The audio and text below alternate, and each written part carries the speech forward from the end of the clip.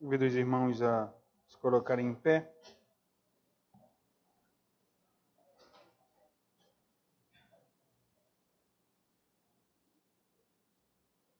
Vamos ler no Evangelho de João, capítulo 3.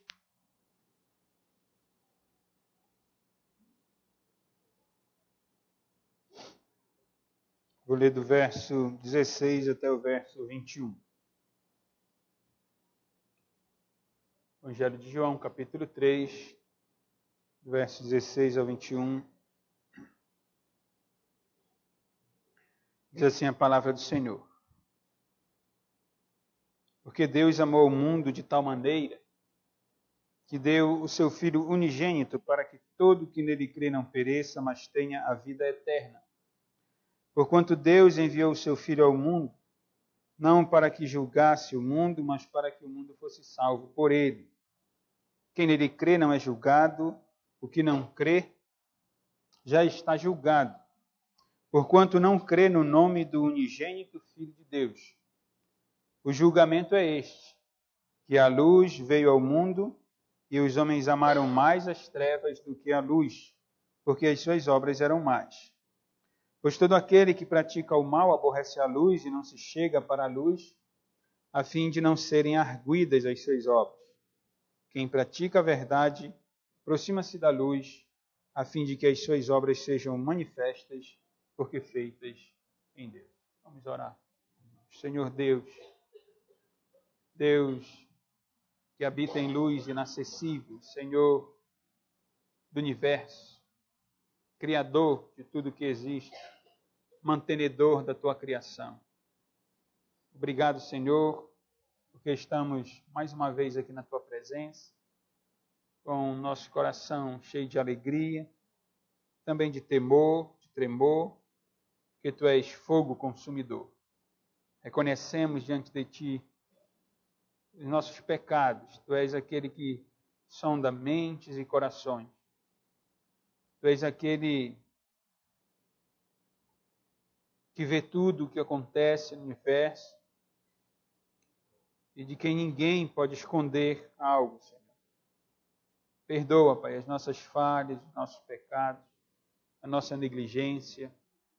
O Senhor condescenda em mais uma vez receber a nossa adoração, o nosso louvor, os cânticos de nossos lábios, o culto que te prestamos neste momento, porque o fazemos confiados unicamente no teu Filho unigênito, Senhor Jesus Cristo, nosso Salvador, bendito.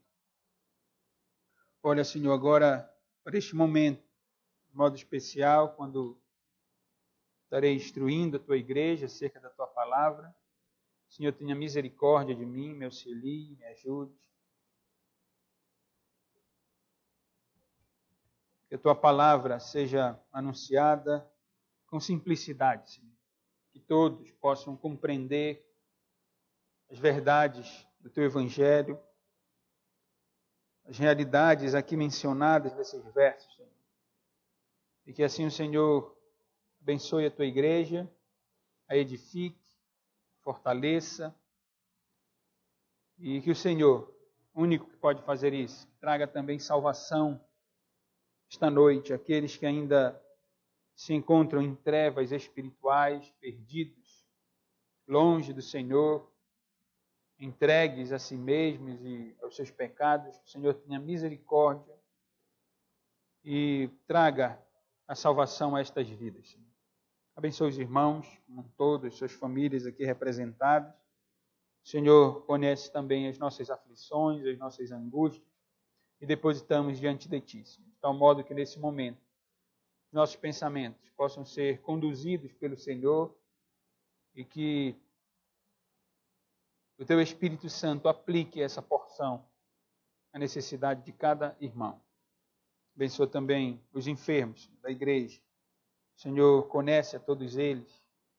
O Senhor cuide de cada um e debaixo da Tua providência, que eles venham a recuperar, Senhor, a sua saúde de conformidade com a Tua vontade. Mas principalmente, Senhor, guarda a alma deles, o coração deles, para que eles não pequem contra o Senhor, mas que possam te dar graças, sabendo que todas as coisas cooperam para o bem deles, porque foram chamados de conformidade com o teu propósito. Em nome de Cristo, o teu Filho é que nós oramos. Amém. Irmãos, podem sentar.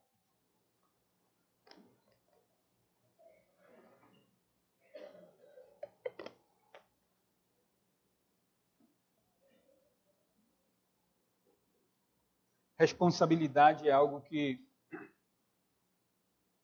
todos nós, assim como os nossos filhos, devem aprender o quanto antes, que é uma realidade na vida de todos nós e que devemos prestar contas de tudo o que nós fazemos. Seja a um patrão, seja ao pai, à mãe, a um patrão, aos irmãos na igreja. Essa é a realidade na qual todo homem está envolvido. E eu me refiro, irmãos, não somente à responsabilidade que diz respeito aos nossos afazeres do dia a dia, como cidadão, como marido, como esposa, como pai, como filho, mas principalmente a responsabilidade espiritual. Porque diz a Escritura que todos, sem exceção, hão de comparecer diante do grande tribunal do nosso Senhor e Salvador Jesus Cristo, que ocorrerá no dia da sua volta, da sua segunda volta em glória. Todos nós temos de entender que as nossas escolhas e as nossas decisões aqui neste mundo têm consequências eternas. Todos os homens na face da terra deverão prestar conta diante de Deus. Não há escape para ninguém. Não há outro caminho. Não há subterfúgio. Não há saída pela tangente. O que se tem que fazer é ter a responsabilidade de saber que estamos diante, quer queira, quer não, estamos diante, queiramos ou não, estamos diante do grande Deus Todo-Poderoso, bendito, soberano sobre os céus e sobre a terra. Esse Deus, no seu plano eterno, nos seus desígnios eternos, quis se revelar aos homens de forma plena, de forma especial, na pessoa do nosso Senhor e Salvador, Jesus Cristo. Nós estamos estudando o Evangelho de João, que trata do ministério terreno do nosso Senhor Jesus Cristo. Ministério que durou apenas 3 anos, né? Pelo menos o ministério terreno dele, e ele permanece dando continuidade ao seu plano por intermédio da igreja, por intermédio de cada um que é inserido e é introduzido no reino do Senhor Jesus Cristo. Nós estamos estudando o capítulo 3 do Evangelho de João. Eu pedi ao presbítero Célio que lesse os 15 primeiros versos, porque já estudamos, já expus aos irmãos, do verso 1 até o verso 17. Nos 15 primeiros versos, nós encontramos, na verdade, os 21 primeiros versos deste capítulo tratam do diálogo travado entre Cristo e Nicodemos, um líder fariseu, um dos principais dos judeus, que encontrou com Cristo numa noite e começou a conversar com o Senhor Jesus, e esse Deus encarnado, segunda pessoa da Trindade Santa, aproveitou, humanamente falando, na verdade ele criou como Senhor soberano toda essa cena, mas humanamente falando aproveitou a oportunidade para ensinar a Nicodemos. Nos 8 primeiros versos, Cristo ensinou acerca do nascimento, do novo nascimento em Deus. É necessário que para que o homem entre no reino de Deus, veja o reino de Deus, usufrua do reino de Deus, é necessário que o homem nasça de novo, nasça do Espírito, nasça da água, nasça com pureza real, pureza que é fruto da operosidade do poder do Espírito Santo, a terceira pessoa da Trindade Santa. Por que Jesus está ensinando isso a Nicodemos? Porque ele era um fariseu, ele era um legalista, como eu já expliquei aos irmãos. Ele era alguém que tinha status na religião judaica, em uma das seitas da religião judaica, E como todo fariseu, como todo religioso legalista, ele pensava que fazia parte do reino de Deus por seguir regras rígidas, constituídas pelo próprio grupo farisaico do qual ele fazia parte. A partir do verso de Nicodemos, por causa do seu status, por causa da sua intelectualidade, por causa da sua posição religiosa, não entendeu o que Cristo queria dizer acerca do nascer de novo. O Senhor Jesus, a partir do verso 9, então, ainda na continuidade desse diálogo, o Senhor Jesus ensinou a Nicodemos acerca da cura de Deus, mencionando alguns textos do Antigo Testamento, falando da serpente que foi levantada por Moisés para curar israelitas, judeus que estavam em pecado durante a peregrinação no deserto. Cristo quis ensinar a Nicodemos que a condição na qual ele se encontrava era uma condição de enfermo espiritual, de uma condição de pecado, e que precisa olhar para Cristo, assim como o seu povo, o povo de Nicodemos, na antiga dispensação, olhou para a serpente para ser curado, ele deveria olhar também para Cristo, que seria levantado, que seria exposto numa cruz, e todo aquele que olhasse para o Senhor Jesus Cristo receberia a cura, então, da sua enfermidade espiritual, que é o pecado. A partir do verso 16, eu li agora com os irmãos, e até o verso 21, nós temos, embora tenhamos ainda a continuação do diálogo, nós temos praticamente um monólogo, um ensino, porque Nicodemos parece que calou, parece que parou para ouvir o Senhor Jesus Cristo na continuação do seu sermão, na continuação do seu ensino genuíno, real. E a partir daqui, do verso 16 até o verso 21, o Senhor Jesus fala a Nicodemos acerca do amor de Deus. Domingo passado, eu considerei com os irmãos os versos 16 e 17, onde vimos a prova do amor de Deus. Nos é dito que ele enviou o seu Filho, essa prova do amor de Deus para com os homens, enviou o seu Filho e o propósito. Jesus disse que Deus enviou o seu Filho não para condenar o mundo, mas para salvar o mundo. Salvar de quê? Da realidade do pecado. Deus, de Jesus Cristo, amou o mundo de tal maneira que deu o seu Filho unigênito, para que todo que nele crê não pereça, mas tenha a vida eterna. E hoje, vou continuar aqui, por isso li os versos 16 a 21, falando ainda do amor de Deus. Só que vou me deter, de forma breve, espero, nos versos 18 a 21. Ainda sobre o amor de Deus, só que agora eu quero chamar a atenção dos irmãos para a aceitação do amor de Deus, que é a consequência para aqueles que aceitam o amor de Deus revelado na pessoa do Senhor Jesus Cristo, e também a rejeição daqueles que, ou a rejeição por parte daqueles que não aceitam o amor de Deus revelado em Cristo. Há consequências nesse sentido. Eu disse no início, ninguém está isento desta responsabilidade. Há uma responsabilidade real colocada por Deus sobre a vida de todos os homens.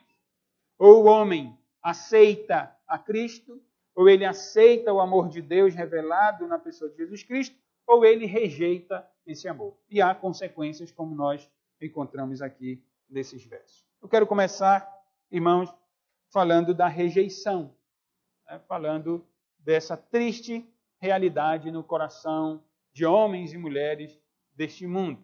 Essa realidade de rejeitar o que nós estudamos no domingo passado.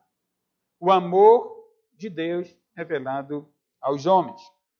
Porque eu começo com a rejeição. Eu poderia começar com a aceitação. Mas eu começo com a rejeição, porque eu fiz menção a essa realidade também no domingo passado.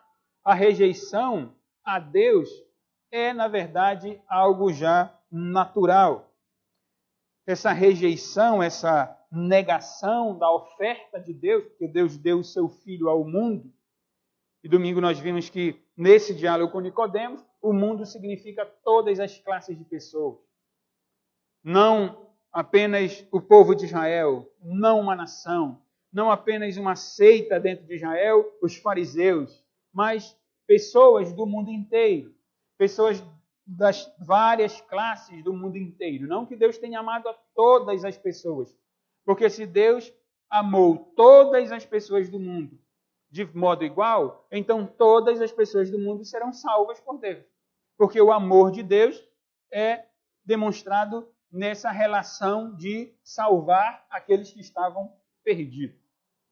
Eu dizia, a rejeição, essa negação da oferta do amor de Deus, é uma realidade, é uma verdade que está presente na vida de todos os homens. Eles se encontram numa condição natural desde que vieram ao mundo. Em Romanos, por exemplo, no capítulo 3, a partir do verso 9, Paulo diz que se conclui: temos nós qualquer vantagem? Não de forma nenhuma, pois já temos demonstrado que nos interessa. Parte final do verso 9. Diz o apóstolo Paulo: tanto judeus como gregos estão debaixo do pecado. E ele, falando dessa triste realidade de que todos os homens estão debaixo do pecado, estão sob o domínio do pecado, ele diz, como está escrito, e faz menção a textos do Antigo Testamento também, Paulo diz, não há justo. Justo aqui é uma pessoa correta, é uma pessoa que observa as leis de Deus, ou uma pessoa que pode dizer, não, eu estou bem diante de Deus. Obrigado. Eu estou numa condição de familiaridade com Deus, de proximidade com Deus. Eu estou bem com Deus. Paulo diz, não há justo. E ele é enfático, ele diz, nenhum sequer. Não há quem entenda, não há quem busque a Deus. Todos se extraviaram, a uma se fizeram inúteis, não há quem faça o bem. Não há, e ele enfatiza de novo, nenhum sequer. Quando ele diz que não há nenhum justo, ele se inclui. Né? Paulo está dizendo, nem eu, nem os outros apóstolos, nem o melhor crente que você conheça é justo. Não há nenhum sequer, diz Paulo. Nenhum. Nenhum homem pode se levantar diante de Deus e dizer, eu estou bem. Eu faço a vontade de Deus. Eu realizo a vontade de Deus. Paulo, nessa ênfase, ele descreve um pouco, de forma resumida, em que consiste essa realidade cruel e essa realidade fria e triste do pecado. A garganta deles, dos homens, dos judeus e gregos, é sepulcro aberto. Com a língua, urdem engano, veneno de víbora está nos seus lábios. A boca eles a têm cheia de maldição e de amargura. São os seus pés velozes para derramar sangue. Nos seus caminhos há destruição e miséria. Desconheceram o caminho da paz. Não há temor de Deus diante dos seus olhos. Não há reverência nenhuma. Não há respeito nenhum da parte dos homens diante de Deus. Vejam, irmãos, como essa realidade cruel, ela diz respeito a todos os homens, ao coração enganoso do homem, à realidade da carne. No diálogo entre Jesus e Nicodemos, Jesus disse, olha, Nicodemos, quem nasce da carne, carne. Quem é natural, é natural. Eu fiz menção aos irmãos, expliquei aos irmãos, a carne não diz respeito apenas ao nascimento natural, mas Jesus queria ensinar a realidade pecaminosa, natural do homem em decorrência do pecado dos nossos primeiros pais. Adão e Eva pecaram no jardim do Éden. Foram colocados no jardim por Deus e foram tidos por Deus como responsáveis. Porque eles são responsáveis, assim como todos os homens do mundo. Eles deveriam responder positivamente ao plano de Deus. Eles deveriam obedecer a Deus, mas não obedeceram, desobedeceram a ordem de Deus. E o pecado foi imputado a eles. E nos foi imputado também, porque todos nós somos descendentes naturais de Adão. Por isso não há justo nenhum sequer. Nenhum que faça o bem. A garganta é um sepulcro aberto, porque nós amaldiçoamos os outros. Nós desejamos o mal para os outros. Nós vivemos em discórdia com os outros. Os nossos pés se apressam para derramar sangue, para matar o outro. Nós aprendemos com o irmão de Jesus Cristo, Tiago, nós aprendemos com o próprio Senhor Jesus Cristo, nós aprendemos com os demais apóstolos que assassinar não é só tirar a vida, mas quando eu me iro contra o meu irmão, então eu também sou um assassino. Por isso não há ninguém que se exclua dessas realidades aqui. Essa é a triste realidade do homem. Isso foi dito também no domingo passado. E nós lemos nos versos 16 e 17 que Jesus veio para salvar o mundo. Ele veio para tirar os homens dessa condição. Só que, vejam só, por isso nós não podemos interpretar o verso 16 como se Deus estivesse amando todo mundo de igual modo.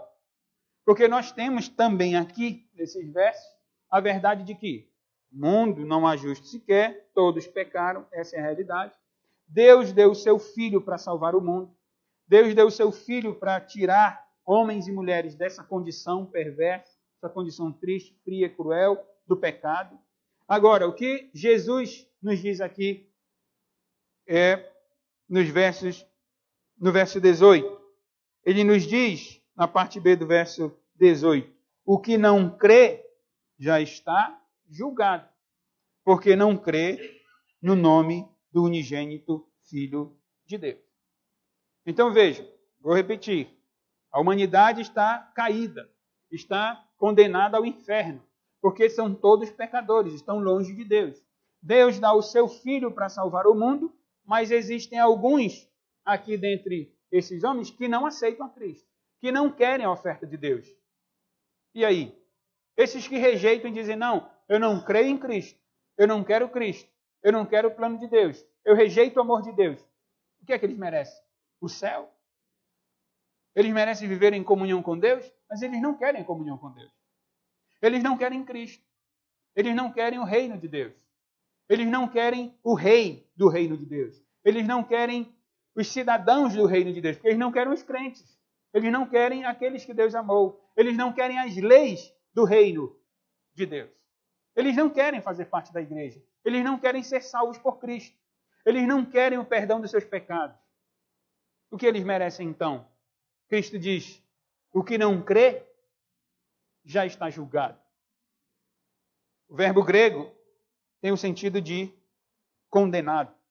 Quem não crê em Cristo está condenado. A Bíblia não se contradiz. Deus amou o mundo, e nós já vimos em que sentido. Ele não amou Israel, ele não amou o grupo farisaico, ele amou o mundo, ele amou as pessoas, várias nações, tribos, línguas, povos, ricos, pobres, brancos, negros, amarelos, pardos. Deus amou as pessoas do mundo. Agora, alguns rejeitam o plano eterno de salvação. Nós estamos no campo da responsabilidade humana. Cristo já ensinou a Nicodemos que para nascer tem que nascer da água do Espírito. É uma ação do Espírito Santo. É soberana a ação do Espírito Santo. Deus não está preso a nenhum homem. Agora, esse é um outro lado. Esse é um lado da moeda, o outro lado da moeda. Onde o homem é responsável, onde o homem precisa responder positivamente ao plano de Deus.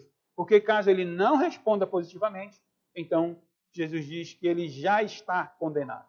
Quem não crê no nome do unigênito Filho de Deus já está julgado, já está condenado. Sabem por quê, irmãos? Sabem por que quem não crê em Jesus, vejam só, pouco importa se é religioso ou não. Pouco importa se a religião tem anos e anos de tradição. Pouco importa se a religião é até judaica, porque Nicodemos é um membro do judaísmo. Quem não crê em Jesus está condenado. Sabe por quê? Esse mesmo apóstolo que nos apresenta esse diálogo escreve a sua primeira epístola e no finalzinho, no capítulo 5, no verso 20, ele diz também, sabemos que o Filho de Deus é vindo e nos tem dado entendimento para reconhecermos o verdadeiro. E estamos no verdadeiro, diz o apóstolo João. O que é o verdadeiro em seu Filho, Jesus Cristo? Este é o verdadeiro Deus e a vida eterna. O apóstolo João nos diz, Cristo é Deus. Cristo é o verdadeiro Deus. O judaísmo não messiânico rejeita a Cristo como Deus. O islamismo rejeita a Cristo como Deus. Os testemunhas de Jeová rejeitam a Cristo como Deus. E qualquer religião que rejeita a Cristo como Deus não é religião verdadeira, à luz da Escritura Sagrada. Porque, diz o apóstolo João, que nós estamos no verdadeiro, nós temos conhecido o que é o verdadeiro. O verdadeiro é o seu Filho. Ele é o verdadeiro Deus. Aquele que não confia, então, irmãos, no Senhor Jesus Cristo, não confia em Deus. E aquele que não confia em Deus, isto é, que rejeita os seus ensinamentos, esse, diz o próprio Cristo, que é o próprio Deus, diz que esse está condenado. Por que o homem está condenado? Porque Deus julga os homens de forma perfeita, de forma plena, por meio de Jesus Cristo. Em Apocalipse, no capítulo 19, o Senhor Jesus Cristo é apresentado como aquele que tem olhos como chamas de fogo. O precursor do nosso Senhor Jesus Cristo disse que ele batizava com água, mas Jesus batiza com o Espírito Santo e com fogo. O autor aos Hebreus diz que o nosso Deus é um fogo consumidor. Ele destrói, ele vê todas as coisas. Ele sonda mentes e corações. Então ele olha para o íntimo do homem e ninguém se esconde de Deus. E por meio de Cristo, Deus julga o homem. E por isso Deus condena aquele que o rejeita, aquele que não o aceita. Jesus conhece, irmãos, o mais íntimo do homem. E ele conhece também o seu Pai. É por isso que ele é apresentado como filho unigênito. Ele é o único na espécie. Não há nenhuma criatura semelhante ao Senhor Jesus Cristo.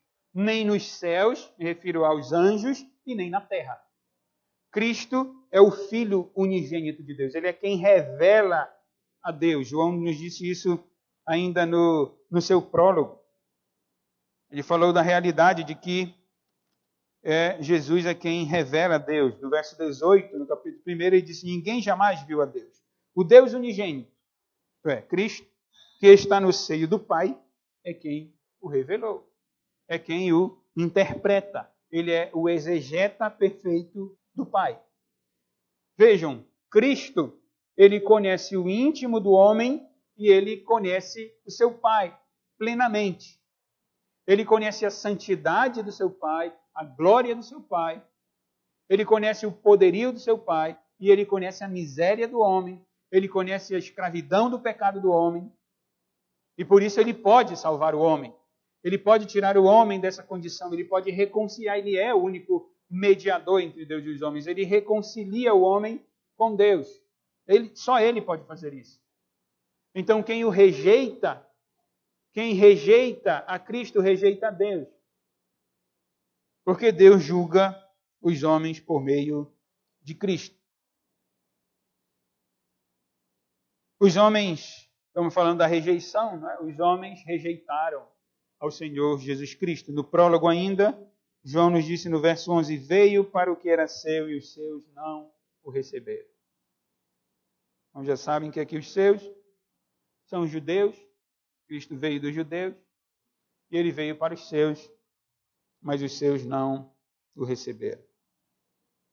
E aqui, agora no diálogo, no capítulo 3, que nós estamos estudando, João grafa o ensinamento do Senhor Jesus Cristo, mostrando que os homens não receberam a luz, não receberam a Cristo, por causa das suas obras. Porque as suas obras eram mais. Verso 19, aqui do capítulo 3, o julgamento é este, que a luz veio ao mundo. Quem é a luz? João nos mostrou lá no seu prólogo. Quando ele escreveu o prólogo, ele disse, não era João Batista a luz verdadeira, mas a luz viria ainda. A luz prevaleceu contra as trevas. A luz é Cristo, a luz é Jesus. E no verso 19, Cristo diz, o julgamento é este, que a luz veio ao mundo, e os homens amaram mais as trevas do que a luz, porque as suas obras eram más. Pois todo aquele que pratica o mal aborrece a luz, e não se chega para a luz, a fim de não serem arguidas as suas obras. Ora, irmãos, quando alguém crê em Cristo, sem entrar na aceitação já, mas quando alguém crê em Cristo, tem a sua vida transformada, tem a sua vida mudada. Em outras palavras, aquele que crê em Cristo, ele age de conformidade com a sua crença, com a sua profissão. Ele não só professa uma vida nova, mas ele vive uma vida nova. Isso é natural. Quem encontra a luz é iluminado pela luz. Quem encontra o fogo se queima no fogo. Então, quem encontra Cristo, de fato, quem é convertido pelo Senhor, demonstra essa conversão pelas suas ações. Nós conhecemos a árvore pelos frutos. Não é? Ok. A mesma realidade, ou a mesma lógica, ocorre do outro lado. Aqueles que vivem em trevas, ou aqueles que rejeitam a Deus, agem de conformidade com essa rejeição. É por isso que Jesus diz que eles rejeitaram a luz, porque as suas obras eram más. Eles amam o pecado. Os homens amam o pecado. Eles não querem sair dessa condição. Eles não querem sair do pecado, não querem abandonar o pecado. As suas obras são más. E essa é a realidade desde que Adão pecou, não é? Nós encontramos no livro de Jó. Jó provavelmente é contemporâneo ali dos patriarcas. E Jó, no capítulo 24, no verso 13, diz: os perversos são inimigos da luz. Não conhecem os seus caminhos, nem permanecem nas suas veredas. De madrugada se levanta o homicida, mata ao pobre e ao necessitado, e de noite se torna ladrão. Aguardam o crepúsculo os olhos do adúltero. Este diz consigo: ninguém me reconhecerá, e cobre o rosto. Nas trevas minam as casas. De dia se conservam encerradas. Nada querem com a luz. Pois amanhã, para todos eles, é como sombra de morte. Mas os terrores da noite lhes são familiares. A linguagem, Jó é um dos livros poéticos, um dos livros sapienciais. A linguagem é poética, a linguagem é figurativa. Mas vejam a ilustração que João usa também. Luz e trevas são contrastes comuns nas cartas de João, no Evangelho de João. E Jó já mencionava isso. Ele fala da noite, e essa é a realidade. Ele usa uma figura comum, onde o perverso, o adúltero, o ladrão, ele age quando? À noite, para que ele não seja visto. O interessante é que Nicodemos foi falar com Jesus que horas? À noite. Nicodemos foi falar com Cristo à noite. Nós já fizemos menção a isso. Talvez com vergonha do seu grupo, talvez por alguma outra razão. Mas o fato é que toda a cena é montada, é realizada à noite. E Jó nos diz, ora, à noite, quem gosta da noite, quem gosta das trevas, são os perversos, são os homens que amam as suas obras. Treva, noite, de respeito à realidade espiritual do homem sem Deus. Cristo é luz. Essa a figura que nos é apresentada no Evangelho. Jesus Cristo é a luz do mundo. Jesus Cristo é a luz. Treva, pecado, inferno, Satanás, rebelião, tudo que não agrada a Deus é demonstrado nessa figura das trevas, da noite, da escuridão. Então, essa aqui é a realidade dos homens. Os homens não aceitam a oferta de Deus porque amam os seus pecados. Não querem. Logo que conheci a Cristo, me perguntava por que os homens não vão até Cristo. Uma das questões, um dos questionamentos que nós nos fazemos é como alguém persegue a igreja? Como alguém persegue um santo? Como mataram o Senhor Jesus Cristo? Como rejeitaram o Senhor? Nós estamos estudando o que aqui? Que Deus amou o mundo. O mundo está em trevas espirituais. Não há justo, não há nenhum sequer. Todos se extraviaram. Todos pecaram contra Deus. Todos estão em trevas espirituais, nas mãos do diabo, nas mãos de Satanás, entregues a si mesmo. E Deus amou o mundo de tal maneira que deu seu Filho unigênito. Mas tem uns que rejeitam esse amor. Por que eles rejeitam? Porque amam o pecado. Por isso não há injustiça da parte de Deus na condenação eterna. Aqueles que querem pintar Deus, que querem ilustrar Deus como um Deus materno, né? Como um Deus, é amor. Então ele não condenará ninguém. Ele é amor, ele é pleno amor. Uma mãe não mandaria o seu filho para o inferno. Isso é pintar Deus como mulher e como mãe, não é? Na verdade, Deus é Pai, e Deus é justo, e Deus é santo, e Ele é soberano sobre todas as coisas. E Ele é fogo consumidor. Aqueles que querem pintar Deus dessa forma não conhecem a revelação bíblica e ignoram essa realidade tão cruel que é de rejeição ao próprio Deus, que é amar ao próprio pecado. Ora, eu costumo dizer, irmãos, que ninguém irá para o céu querendo ir para o inferno, assim como ninguém irá ao inferno querendo ir para o céu. Não existe isso. Ninguém vai ao inferno morrer eternamente, sofrer eternamente, querendo servir a Deus, querendo agradar a Deus. Porque aquele que vem a mim, disse Jesus, de modo algum eu lançarei fora.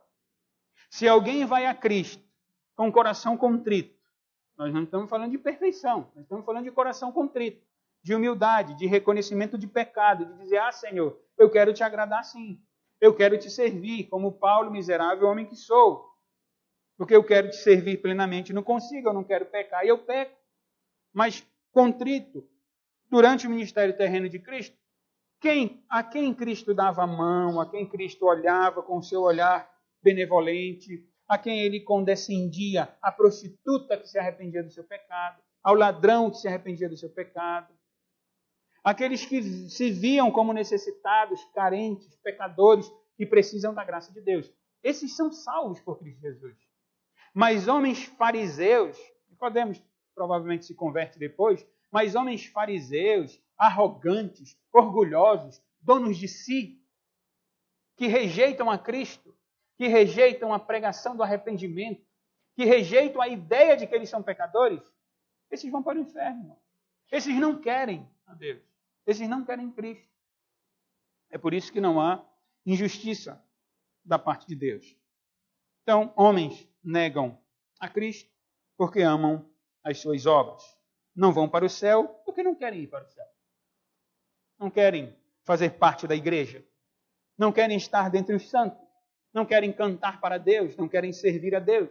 Não querem viver em santidade. Então, já estão condenados, diz o Senhor Jesus Cristo. Mas, irmãos, foi nessa realidade espiritual que Deus, por meio de Cristo, encarnou. E nisso consiste as boas novas do Evangelho, nisso que vou dizer agora. Existem aqueles que aceitam o Evangelho, que aceitam ao Senhor Jesus Cristo. Estou mencionando aqui a responsabilidade humana. É verdade que esses que aceitam foram objetos da graça de Deus, mas há essa resposta positiva da parte dos homens. Existem, irmãos, aqueles que se aproximam de Jesus e que praticam a verdade do Senhor Jesus Cristo.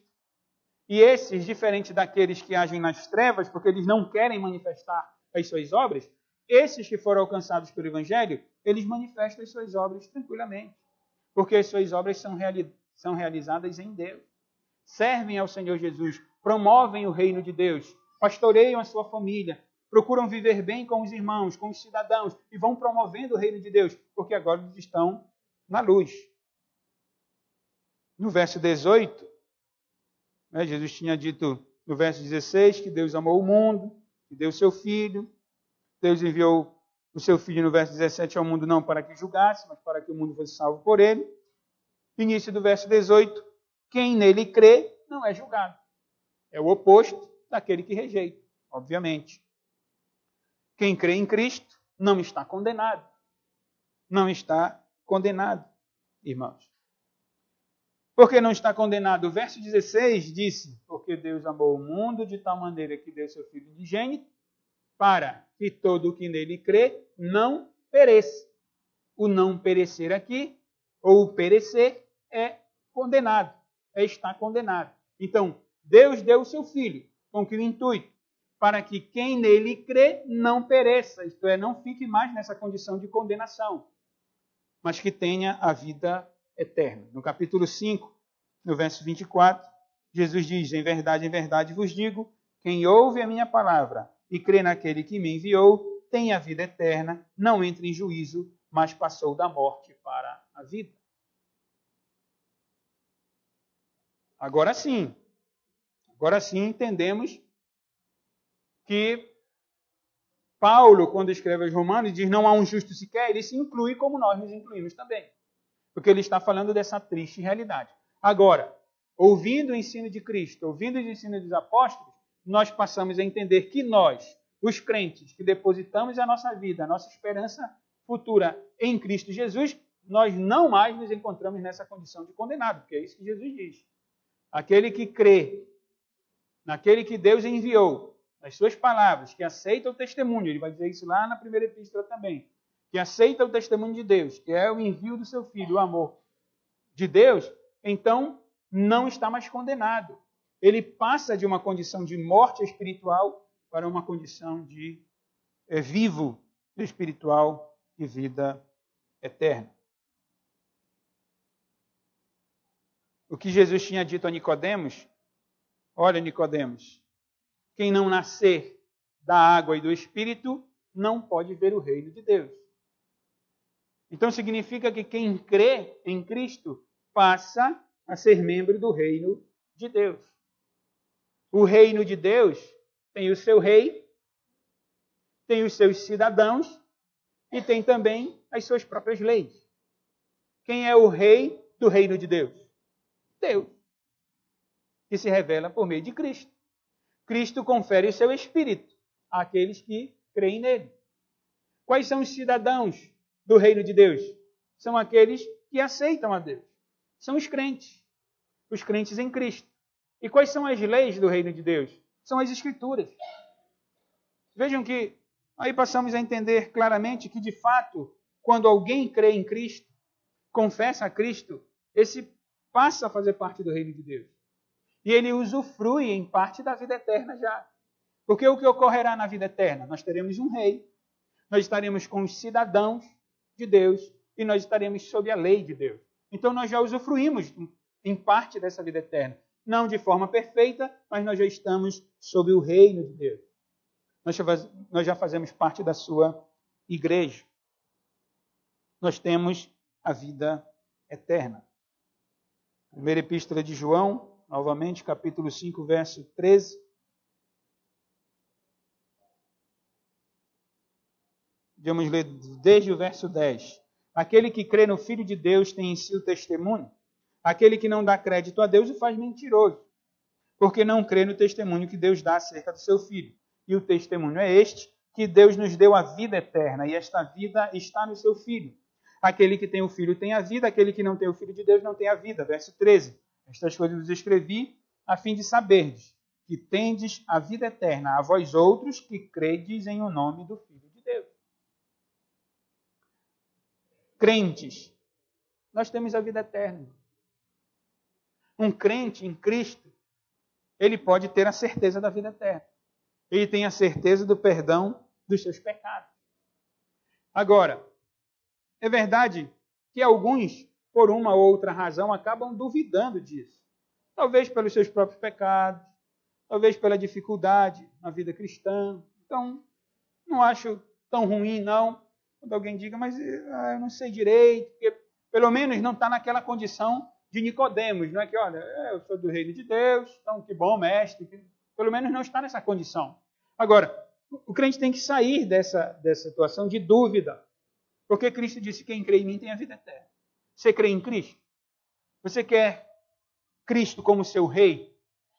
E você está no reino de Deus, então você tem a vida eterna. Ah, pastor, mas eu não sei se eu estou no reino de Deus. Então deixa eu ajudar mais uma vez, irmão. Estar no reino de Deus é viver de acordo com esse reino. O irmão de Jesus Cristo, Tiago, escreveu a sua epístola e disse assim, meus irmãos, qual é o proveito se alguém disser que tem fé, mas não tiver obras? Pode acaso semelhante fé salvá-lo? Crês tu que Deus é um só? Fazes bem, até os demônios creem e tremem. Quereis, pois, ficar certo, ó homem insensato, de que a fé sem as obras é inoperante? Ele dá o exemplo. Não foi por obras que Abraão, nosso pai, foi justificado, quando ofereceu sobre o altar o próprio filho Isaque?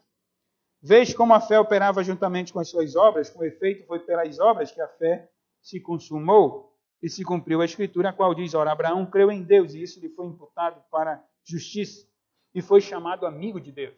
Abraão creu, e a sua fé o conduziu à obra, o conduziu à ação, e ele ofereceu o seu filho. E ele foi chamado amigo de Deus, íntimo de Deus, amigo, perto de Deus. Verificais que uma pessoa, disse Tiago, é justificada por obras e não por fé somente. De igual modo, não foi também justificada por obras a meretriz Raabe? Tiago usa um judeu e usa uma não judia, uma pagã, uma gentílica. De igual modo, não foi também justificada por obras a meretriz Raabe, quando acolheu os emissários e os fez partir por outro caminho? Porque assim como o corpo sem espírito é morto, assim também a fé sem obras é morta. A fé de Abraão, a ação de Abraão, ela não foi perfeita em si. A ação de Raabe não foi perfeita em si, assim como as nossas obras não são perfeitas em si mesmas. Mas a questão é, aquele que crê em Cristo, aquele que crê em Deus, ele age de conformidade com a sua fé. Primeira epístola, novamente, de João, no capítulo 4, no verso 20. Se alguém disser, amo a Deus, e odiar a seu irmão, é mentiroso. Pois aquele que não ama seu irmão a quem vê, não pode amar a Deus a quem não vê. Fé e obras. Fé e ação. Estar no reino de Deus é agir no reino de Deus. É lutar contra o pecado. É viver desejando, lutando, e sim, irmãos, realizando a vontade de Deus. Não de forma perfeita, mas realizando a vontade de Deus. Diferente daqueles que vivem em trevas. Diferente daqueles que não querem a Cristo. Diferente daqueles que são adúlteros, assassinos, são homicidas. Aqueles que são mentirosos, aqueles que são hipócritas, aqueles que são sepulcro caiado, aqueles que têm garganta como um sepulcro aberto. Esses não agem de conformidade com Deus. Mas aqueles que creem em Cristo, embora pequem, esses realizam a vontade de Deus. Por que ainda não de forma perfeita? Porque a obra foi iniciada apenas. Cristo iniciou a obra em nós. Ele voltará. E Paulo, nas suas cartas, nos diz que esse corpo de carne, esse corpo pecaminoso, com a natureza pecaminosa, será transformado e nós receberemos um corpo incorruptível para habitarmos diante daquele que é incorruptível. Aí sim, mas essa obra já foi iniciada. Nós já usufruímos da vida eterna, como eu tenho dito aos irmãos. A boa obra que Cristo iniciou em nós, há de completá-la. Não temos vida perfeita, santa, mas nós, os crentes, choramos.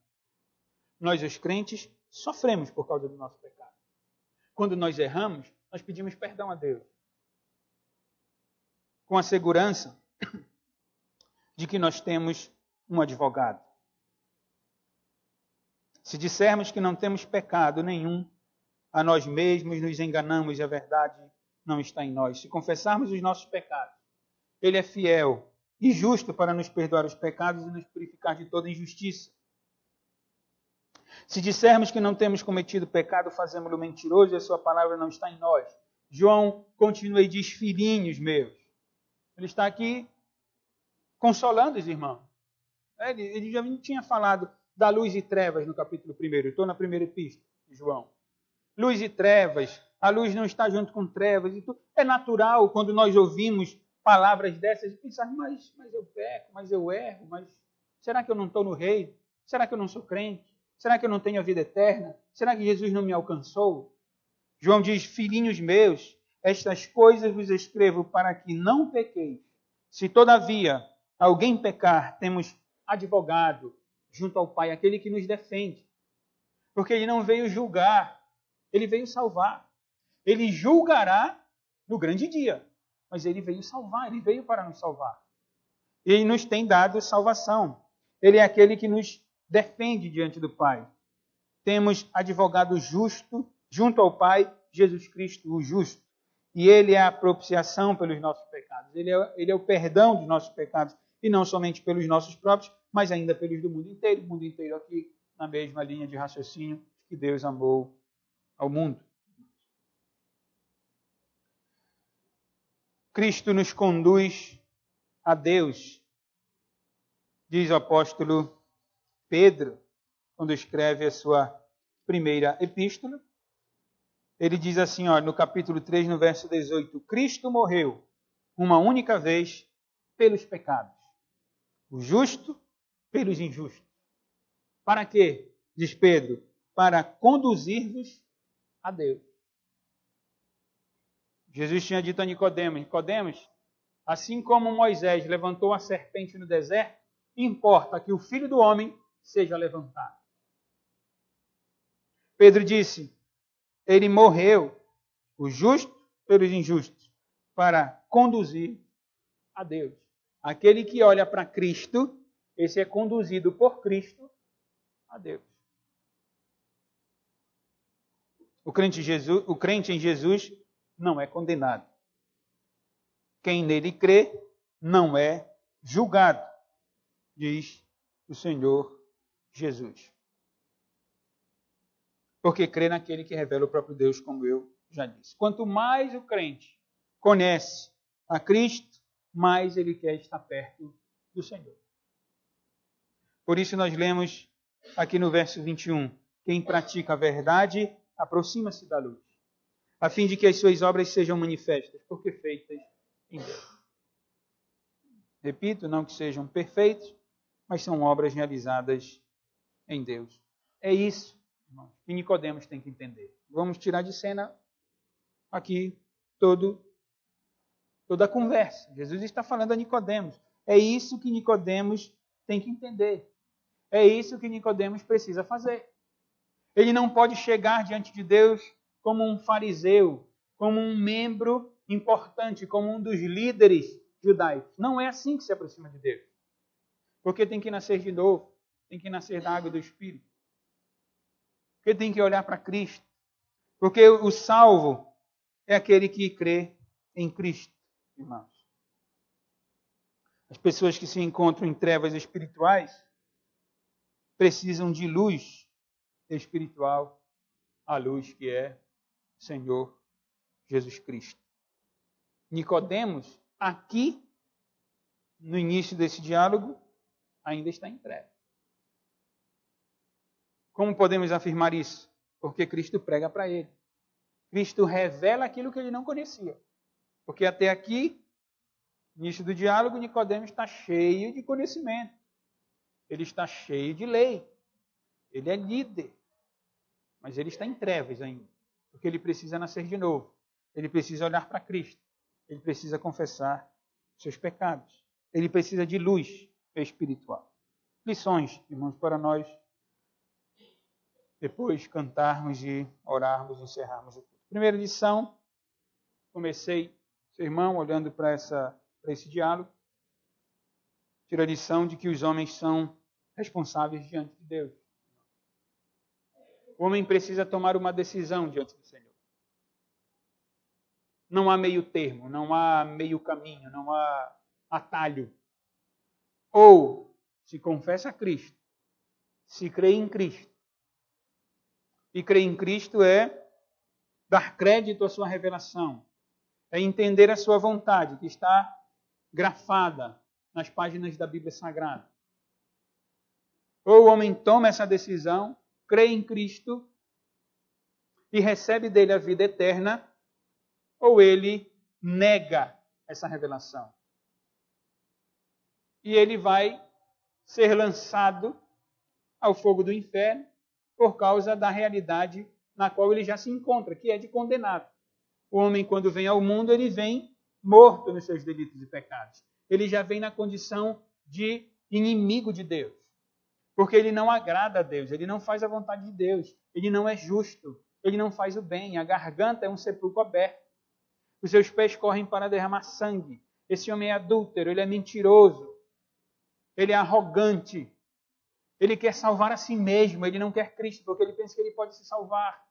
Ele se vê como justo, ele diz, não, eu não preciso, religião é para aquele coitado, que não tem nada na vida, um pobre. Infelizmente, o evangelicalismo moderno ainda alimenta isso, né? Prega e diz, você que não tem nada, venha para Jesus e recebo um carro zero. Aí quem tem o carro zero diz, olha, então não precisa de Jesus. Né? Você que está enfermo, vem e Jesus vai lhe curar. O que não está enfermo diz, olha, então não precisa de Jesus. Eu não estou enfermo, eu sou rico. Eu tenho uma boa família. Eu não traio a minha esposa, eu pago as minhas contas em dias. Justiça própria, engano. Porque o coração é mau. Embora não caia, de fato, carnalmente falando, no adultério, desejo. Né? Embora nunca tenha atirado contra um homem e tirado a sua vida, se ira contra um homem. E mente, engana a si mesmo, porque pensa que pode se salvar. Então veja, o homem é responsável. Não há como fugir dessa realidade. Ou você se entrega a Cristo, confessa a Cristo e diz, eu quero Cristo. Senhor, eu quero entrar no teu reino. Me dá a vida eterna e recebe a vida eterna. Ou você rejeita o ensinamento e continua na condição de condenado, porque Jesus disse, quem não crê no unigênito Filho de Deus já está julgado, já está condenado. Vamos ficar de pé.